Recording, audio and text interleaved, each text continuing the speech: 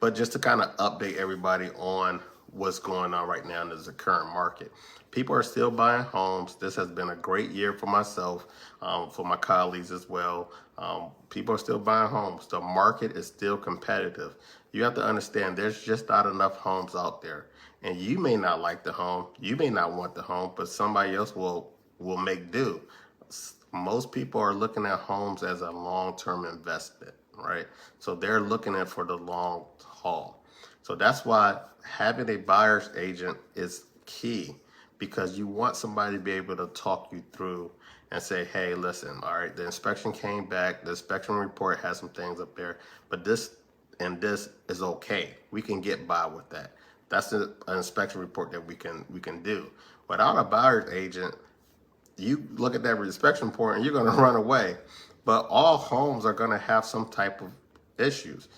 There's not going to be a perfect inspection report. There's going to be some good ones, but not going to be perfect. Even with new construction, you have to go back in there and you have to tidy up some of the things.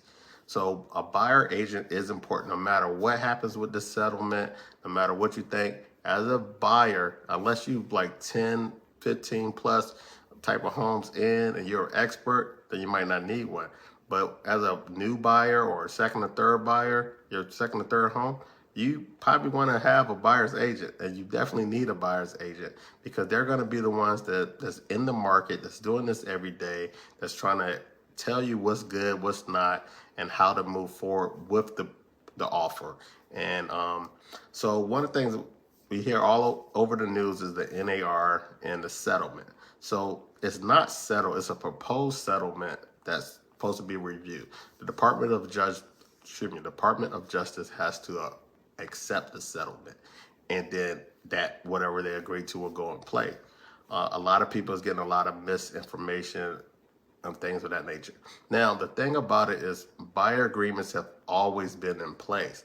They're just kind of being enforced more so. I know in North Carolina, I talk to agents all the time, and they say, hey, look, we've been doing this all along. So there's nothing changed. So now they just want the agent, the buyer's agent, and the buyer to have the conversation before they go to the seller, right? Understand, hey, if the seller's not willing to offer my commission, this is what I can do, or this is what we can try to work through. That's all it is, having a conversation. So you sign your buyer's agent agreement for your buyer's agent to do their due diligence and work best for you. But you guys already know how the finance is going to go up front, whether the seller is willing to offer seller's commissions or not. And I'll leave that alone. But a buyer's agent is key and definitely necessary to buying a home, because they're going to represent you. I would just tell a buyer's agents that are out there, I talk to a lot, so you got to make sure you're showing value. Make sure you're bringing your A game, you're showing value, you're available, and show them why you deserve what you deserve. We all have to do that. As a loan officer, I have to show my value. I have to become available. It takes what it takes. That's what we talked about before. It's gonna take what it takes, right? And that's the mindset you have to be in. And the ones that are in that mindset, they will win. They will go up. They will continue to get deals. They will continue to negotiate. They will continue to get sellers concessions. They will continue to find these deals. And that's all I really wanted to say, talk about, right? Just letting everybody know that you are in the market, and if you are able to qualify and afford the payments right now, now is still a great time to buy, right? If you're waiting on rates to come down, so you look at it like this: you can afford the payments right now with the quote unquote higher interest rates, and you're waiting for rates to come down. If you get into the home, you have the home, and you can still wait for rates to come down. And when rates come down, you can possibly refinance into the lower rates versus not buying, waiting for rates to come down. And then when they do come down, you got 100 more people trying to bid on the same house.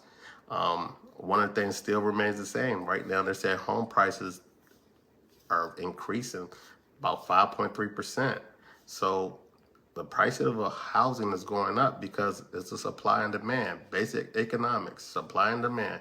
So just do what you can. If you need help I'll be more than happy to assist you, come up with strategies, tell you the options, tell you the realness, tell you this is what it looks like with down payment assistance, this is what it look like without down payment assistance, this is how you can get your payments here. I'm just gonna give you some options.